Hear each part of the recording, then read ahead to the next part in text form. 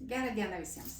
Sveikinuosi su jumis rudenį, jau pragyvenome vieną rudenėlio mėnesį ir noriu pasidalinti įspūdžiais, kokius du pagrindinius klausimus šiuo metu gaunu iš savo klientų. Taigi, pirmas klausimas yra, ar naikinti pigmentinės dėmes, kurios atsirado pareiškėjo po vasaros, po saulės. Ir antras klausimas yra, kodėl mano poros tokios labiau užsikimšę, užsiteršę.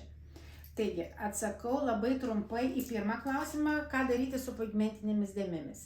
Žinoma, jas reikia naikinti, mažinti, negyventi, nesusitaikyti su tom rudom dėmėm, kurios atsirado po vasaros.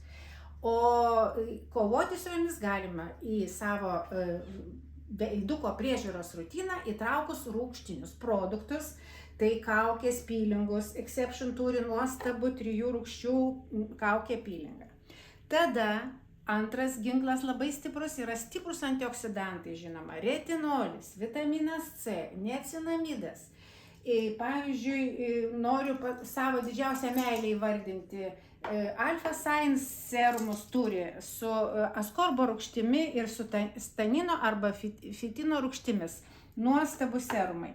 Taigi, žodžiu, puikiausiai antioksidantai skatina ląstelių atsinaujinimą, ląstelių regeneraciją.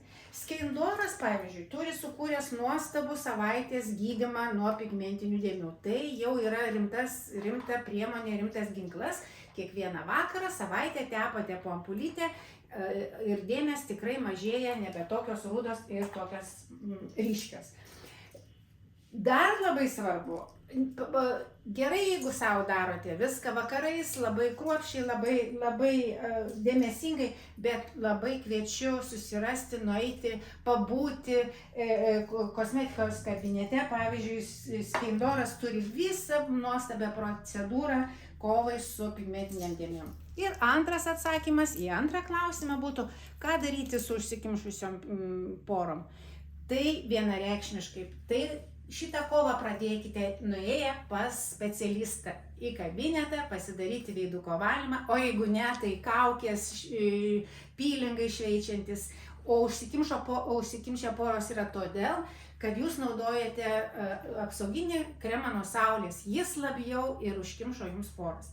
Taigi, mielieji, kovokite su pigmentinėm dėmėm, su užsiteršusiom porom, kruopščiai, kantriai, prie veidrodžio, o kai atsibos, ateikite į kabinetą ir visada atsiminkite, kad jūsų grožis jūsų rankose.